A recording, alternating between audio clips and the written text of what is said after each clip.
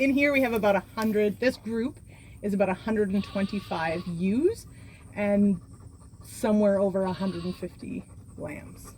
Covered just over an acre per paddock per day for 2 groups. So we covered 2 acres per day. It's a balance of wanting them to eat, but also trample, but not be selective. So we have to have sufficient numbers of sheep that they eat everything pretty much in front of them, and what they don't eat, they knock down, because that's part of it too. But the site is definitely tidier under the panels, which is what we were really hired to do, because the mowing can happen in between the panels relatively quickly and easily, but it's the underneath the panels that they can't really do at all without breaking the panels. So one of the common questions we get is if we seeded down anything, but everything that is here was just here. This was never seeded down, but it used to be farmed. So there's definitely a difference between the 2 sides of the site.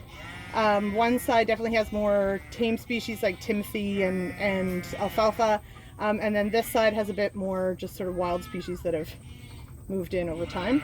But sheep eat most of it, almost all of it. So it doesn't really matter if it be considered a weed in a grain crop, it's food for sheep, so it's fine. And we have tons of milkweed. That's one of the things we'll find. Lots of milkweed, lots of monarchs.